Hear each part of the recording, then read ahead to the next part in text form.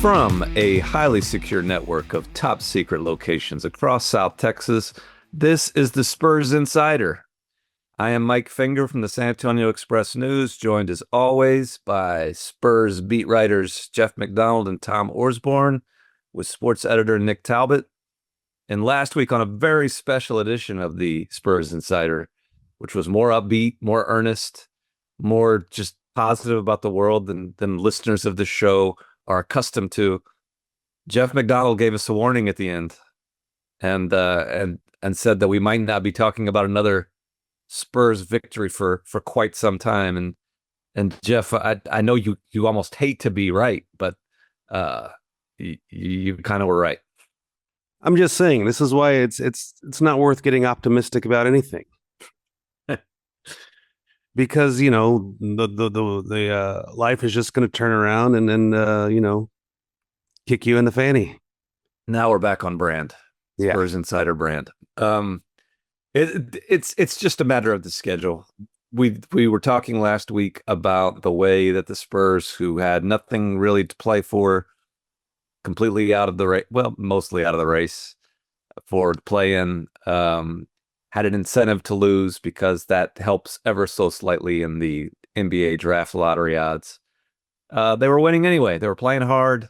They were giving us memorable moments. Sandro Mamukelashvili, Keldon Johnson playing lights out, Devin Vassell surging, and you could see it coming. They were playing against teams that weren't that great, and now they're playing against teams that are in the race, Tom, and the predictable has occurred.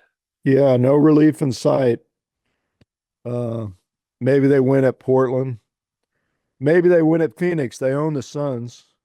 Mm-hmm. So maybe there's some wins there. But yeah, it's a tough road. It's a tough finishing road for our local Cagers.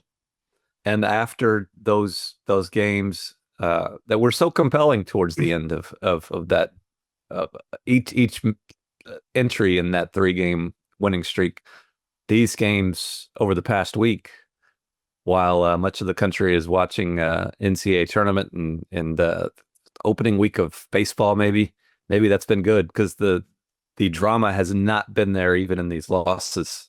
They lose the other day, what, by 40? 42. 42. I oversold them. Yeah.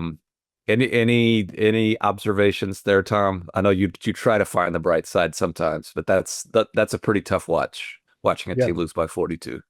No, it was. Jeff and I were up there enduring it. Yeah, it was it's funny, they played Boston. I mean, it's not funny. They played Boston fairly well the night before. And then, man, Golden State was well rested two days off before that game, and they just laid it on them. And it was bad. It was bad from the start, right, Jeff? Yeah, from the start. I mean, they played Cleveland and Boston pretty well in consecutive games, and I don't want to be, but like losing by 42. Even at this stage of the season, even with that, that's kind of inexcusable. Like 42 is a big number. You should be posting like I think it was like the 6th worst loss in franchise history and stuff like that. Just like you got to show up better than that. It's not like the Warriors are going to win the title. Like they're not the best team like the Celtics might. You played them pretty well. The Cavs might. You played them pretty well. The Warriors are a playoff team, but they're not going to win the title. They shouldn't come out and just lay it on you like that. And it was just a layup drill. Like it was like they were just completely. The Spurs had no idea how to guard it, and I don't know. They don't let go of the rope very often. This Spurs team. That's one thing you could always say about them, even in these eras when they're winning 20 games a year. They don't just. They're always competitive, and that was just completely uncompetitive. Yeah.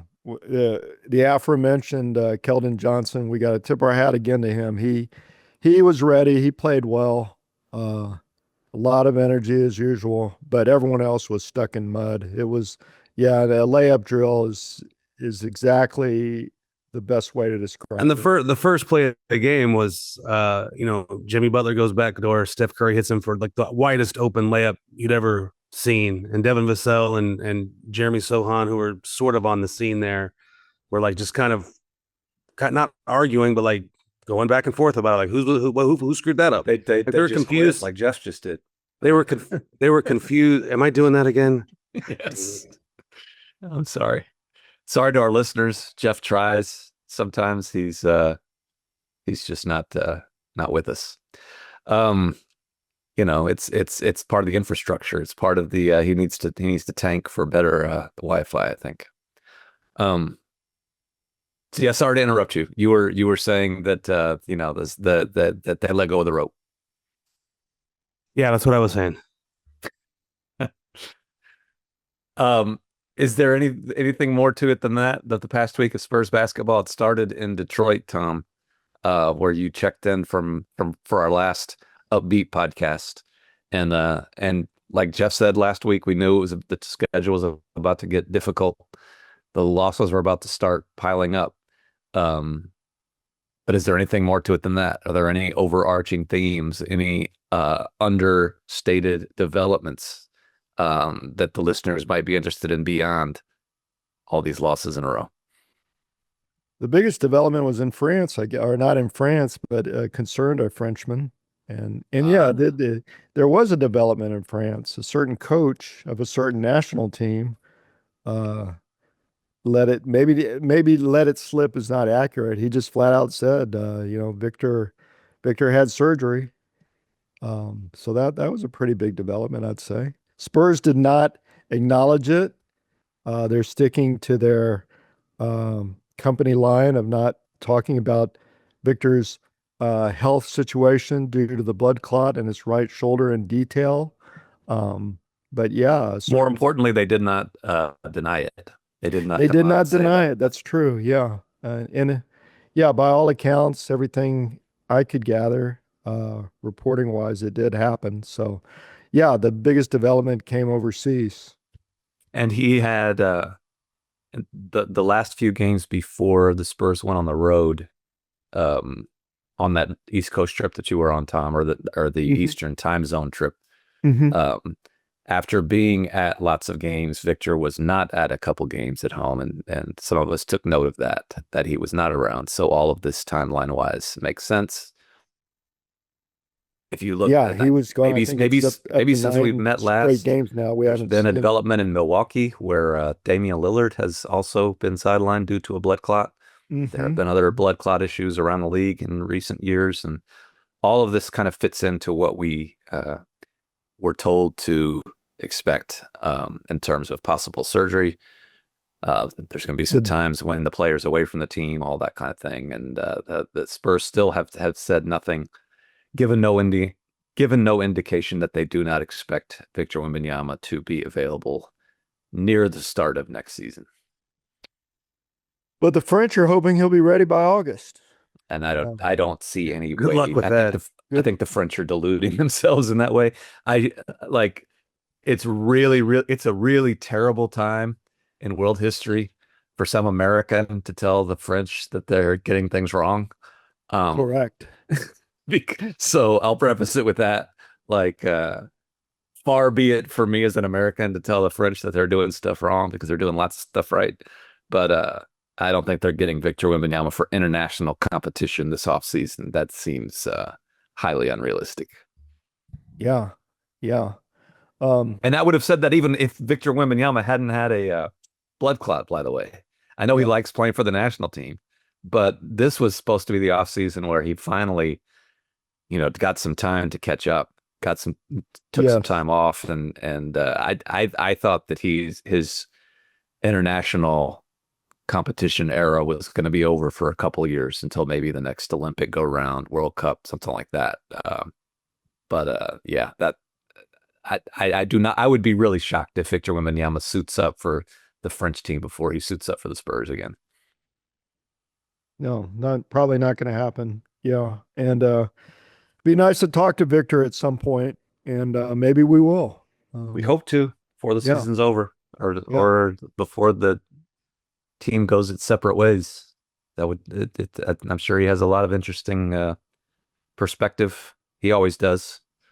Would love to hear from him. That would be big for us, for all of us. The Do we want to go back to Devin Vassell, who we were raving about last week? Is there anything more to say about that? He's in a tough situation, granted, where he's again playing a new role of being sort of the go-to scorer. But how do we feel like that's developing? And does it even matter in the big picture how he handles this situation when he's going to be asked to do something different when De'Aaron Fox and presumably Victor Wembanyama return next season?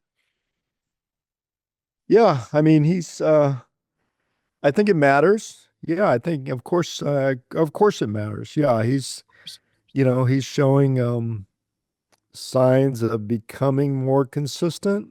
Although no one was, with the exception of Keldon, they all dropped the rope against Golden State. But yeah, I mean, he's playing better, but playing a better all-around game, which is what they want to see from him, which maybe is part of the part of the outlook for him going forward. Not so much the number two scorer type role, but just a guy that contributes in a lot of different areas. So he's doing exactly what they want him to do, I think, at this point. Jeff, has your computer exploded? You tell me. Oh, okay. Just checking in with you there. You tell me. It'll probably go out the minute I start talking. Okay. Well, that's a fun game to play on this podcast. Will your podcast player explode at home because of Jeff's virus as he talks? There's a sense of drama to the Spurs Insider again. But do you want to add any enlightenment, any perspective on what Tom has been discussing? The Devin Vassell, 5 or 6 minutes. Yeah. The Devin Vassell thing. Devin Vassell or Victor. I don't know if you weighed in on Victor or anything. No, y'all covered it pretty good. Devin is what he is. I don't think there's much more to say this week than last week. He's still just doing what he does. It's just hard to put too much stock in anything that's happening right now with the Spurs. Just we're down to the last 7 or 8 games of another season that's headed towards the lottery, and it's just hard to think that anything that happens in any one of these next few games is going to have any lasting effect going into next season. I mean, if you want like Charles Bassey's on the floor, like that's a new thing. Like maybe he can get some minutes under his belt going into the offseason. But even then, I don't know what's compelling about this. The drama now is can Chris Paul and Harrison Barnes, right? Mainly Chris Paul, can they finish out the season with their Iron Man streaks intact? I think Chris Paul is going to haul himself. If Chris Paul breaks an ankle, I think he's going to haul himself out there every game and at least get minutes so he can make it 82. I think that's weirdly, not weirdly, but it's at this point in his career, it's something that's actually important to him. It really is. Is to get 82 games in. Can we aggregate some news from a newsbreaker out there, a West Coast newsbreaker who apparently scooped us on Chris Paul this past week? It was a guy who used to live here, who I think it was during a news conference, Jeff, that broke some news on Chris. I don't know what you're referring to at all. I thought Steve Kerr scooped you on Chris. Oh, I see. You're a little. Yeah, Steve thinks he's coming back next year to play for the Spurs. I don't know, but to the NBA. He thinks Chris isn't done, but he also said like he hasn't talked to Chris about it. He just knowing how much Chris loves the game and doesn't want to give it up, that he would be surprised if Chris willingly gave up playing in the NBA. But it'll be interesting to see how that plays out, because as we've discussed on this thing before, he doesn't just want to come and be a bench player and watch. If he's going to play, he wants to hoop. And there are a lot of teams out there that will allow him to do that. I don't know. I don't know what team that would be. Think your Spurs will? I don't think he's the guy that's going to come in and start 82 games next year for them, I don't think that's something they necessarily want or would even be beneficial. No. Like, you've got De'Aaron Fox, you've got Steph Castle. like Chris has meant a lot to this team. We've talked a lot about how he's shown players how to play the game and how to approach the game, but I don't think you want him as your starting point guard again next season when like it's time to build the De'Aaron Fox, Steph Castle, Victor Wembanyama core. And I don't know that Chris fits in that as a starter. If you want him to be a bench player, I think there's some room there for him, but again, it's not what he wants to do. So it'll be interesting to see what his options are. It will. And I think it's another one of those situations that Chris has had throughout his career where he's kind of done his job and a grateful team. I don't think he's ever left anywhere on bad terms, has he? A grateful team thanks him for his service and then kind of moves on. It's just once De'Aaron Fox was acquired, right, writing was on the wall for the future of Chris Paul beyond this season. And if the Spurs didn't land a new point guard, either in De'Aaron Fox or had the Fox thing not happen, if they didn't do it this coming summer, then you could see Chris coming back and reprising this role. But once they landed De'Aaron, like you have the guy you want to, like part of the part of the discussions we've had in that time after Fox was acquired was you can't really play De'Aaron Fox and Chris Paul together a lot. Like it's not the best thing to start them a lot. I don't know that you want to go through another year of that. Nope. I just don't think that would behoove anyone. Like I said, Chris is willing to be a bench player again at age 40, which I think most 40-year-olds in the NBA, that's kind of the lot they are, unless you're LeBron, that's the lot you're kind of signing up for, to be a 40-year-old player in the NBA. Unless he's willing to do that, I don't know that there's a place for him in San Antonio. And then I don't know what other, like I've been trying to think who is the Spurs of the summer of 2024, who will be that team in 2025 that needs that from Chris Paul? Like what's a young team that's on the come up that just needs a year of a seasoned vet whipping him into shape? I don't know what team that is. I wonder, it doesn't fit that mold. And I don't know their long-term plan. Like it's just off the top of my head, but assuming that a starting job isn't out there and it's getting harder and harder to come up with the starting job for a 40-year-old point guard in the NBA, if that 40-year-old wants to just keep hooping as much as he can, because it's one thing for him to say, I want to hoop and I want to start, but then do you say either I start or I retire? Like that's not hooping at all. You want to hoop a little bit, right? So I think if he wants to take a backup job somewhere, it would be sort of interesting. And I think to go back to the Clippers because that's where he lived. That's where his family is. Yeah, that would be the thing, because we went to Intuit Dome earlier this year. That seemed to be, from the people there at LA who were talking about it, that was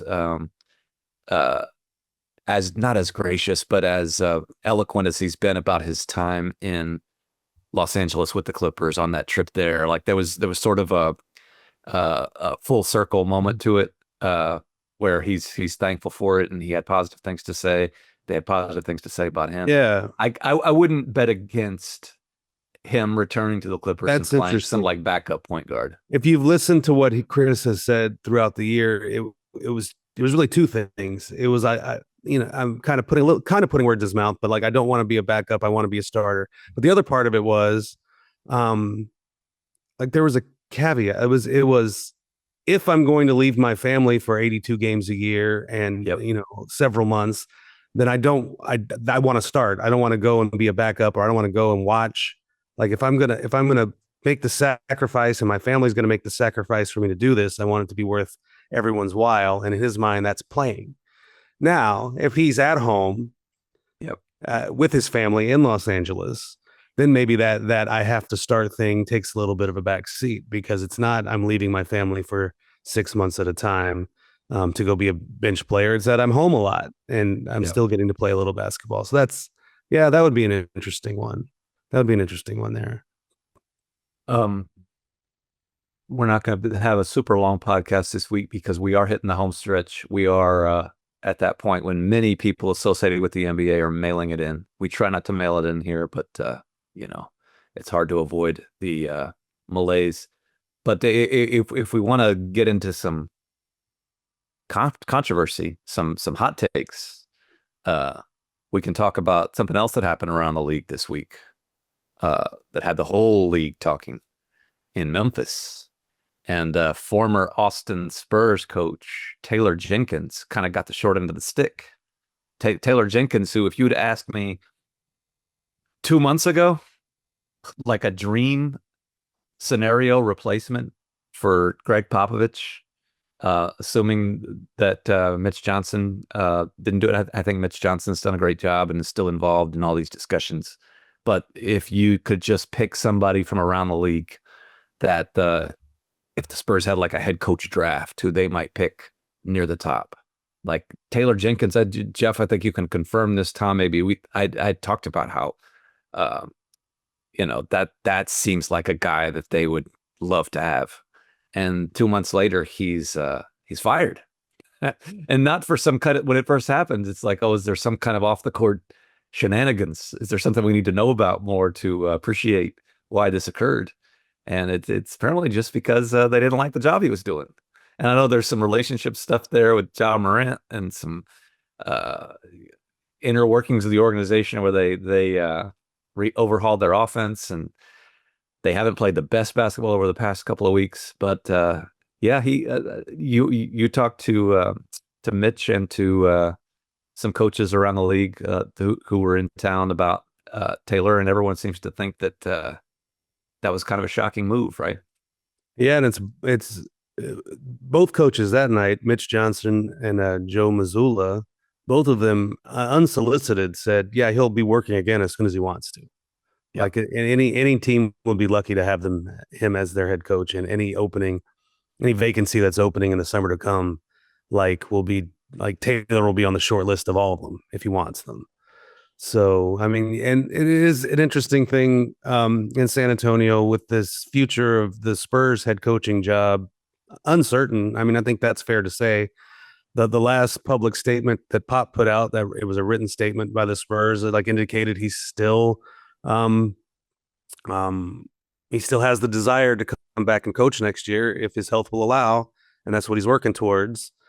But if that doesn't happen, the next question is it Mitch Johnson's job, given what he's done to in a really tough situation this year, kind of to hold the thing together a little bit. And then if it's not Mitch Johnson's job, then it's opened up, and Taylor's a guy that I think would be on that list. But there's a lot of so much uncertainty that it makes it a difficult situation to gauge. Here's the issue, and I've alluded to this. I've written this in the pages of the San Antonio Express News at expressnews.com, Spurs Nation newsletter, all that stuff where Tom and Jeff's excellent coverage is as well.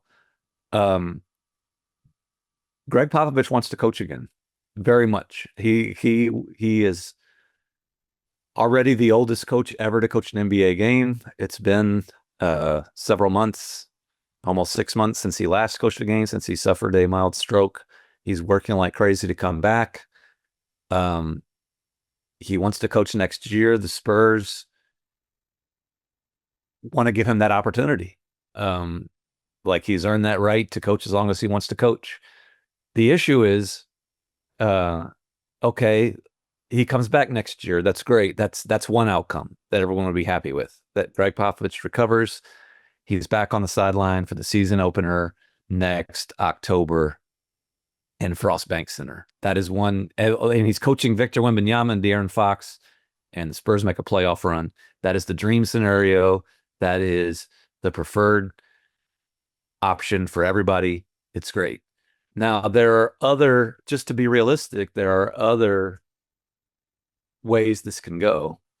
And one of them is that Greg Popovich tries, decides before the season start that he can't make it back, that maybe he needs a little more time. And in that situation, Mitch Johnson continuing to be the caretaker, continuing to be the diligent company guy, with a bright future as a coach, by the way, who's done some great stuff this year, who's going to be a good coach, I think, who already has shown a lot of skill and a lot of savvy and a lot of ability to work a locker room and things like that. In that scenario, Mitch continues to take over, maybe still as the interim. What do they call him? The acting head coach. Okay, that's one thing. Man. The other option is like Greg Popovich decides this offseason that he just can't do it and that he retired. He officially announces his retirement. That is where the timing of that is, and I'm just being honest here. I'm not trying to create controversy, anything like that. That's an awkward situation for everyone because until the Spurs know how the Pop thing works out, they can't go out and try to hire elite level head coaches of the Taylor Jenkins level, name your other candidate this offseason, just because you can't replace Pop before Pop leaves. And again, I want to reiterate, the number one option here for everyone is that Pop comes back and coaches next year. But there's just this weird, awkward middle ground as this team waits for him to return, in that you can't go find the backup plan to that. There's just no way to find a backup plan until if and when Greg Popovich retires. So that is the impediment. I've had people ask just this past week about Taylor Jenkins, about like, who's the Spurs' next coach going to be? You cannot make that decision until you know what Greg Popovich is going to do next year. And so until that point, I think you're in the capable hands of Mitch Johnson. And that's not the worst thing in the world. There's been upside to that this year. The players like him. The team very much likes him. The organization very much likes him. It's just, if you're looking for an answer to who's coaching next October for the Spurs right now, like, we just can't give it to you. The worst thing for an NBA franchise in these kind of situations is ambiguity and uncertainty. And that's where the Spurs are right now. Like, as soon as they can get some clarity on any of this, whatever the answer is, the better. But it's hard to get clarity when it's, it's based on Pop and his medical situation and what he thinks he can do. Because you in that situation, I assume you don't know what you can do until you're allowed to do it. There's just so much ambiguity, and that's hard on an NBA franchise when it comes to such a major issue, major position. And by the way, if he's sitting at home listening to this, which he absolutely isn't, but I like it's a hilarious image in my mind to think of Pop listening to the Spurs Insider. He's cursing loudly right now, saying there is no ambiguity. I'm coming back next year. And that's the way he sees it. Like, he thinks he's going to coach next October, and he might be right. That you just can't, as Jeff said, like you can't. It's not predictable, and that's just not. Yeah, that's no slight to anybody. It's just something that can't be predicted. Yeah, I know you want to stay away from anything touching controversy, but any weigh-ins here?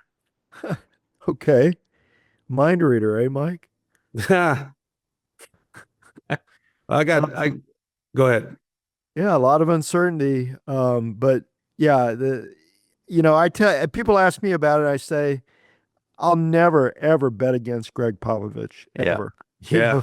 You just can't. You say he can't do it. Oh, he had a mild stroke. He's 76. Yada yada yada. He can do it. He can do it. So, I'd say the odds kind of favor him doing it because everything he's signaled so far indicates that he wants to do it. And I agree with you there. It's just, the question becomes if he doesn't. And I also wonder how you fill out the rest of that before he comes back. Like, it's not just a matter of hiring another head coach, but do you fill out your staff in a way where do the assistants behind you're also Johnson change? Well, and you're also assuming, add an extra one. It's also an assumption that Mitch is going to want to do this. What if Mitch gets a better offer during the summer? Right. You know what I mean? You might lose him. We're all just being hypothetical here. Yeah.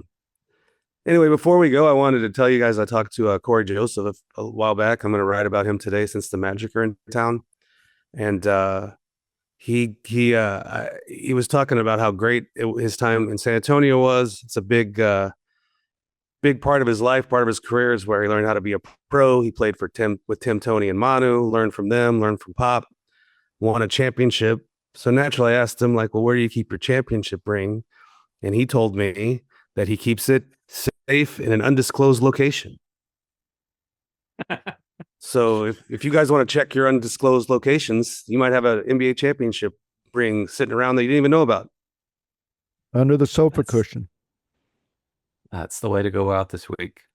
Spurs Magic. They might have played by the time this reaches your podcast players, your digital devices. Spurs might have won. They might have lost. Does not matter in the long term. We'll be back either way next week. Until then, take care of each other and keep it real.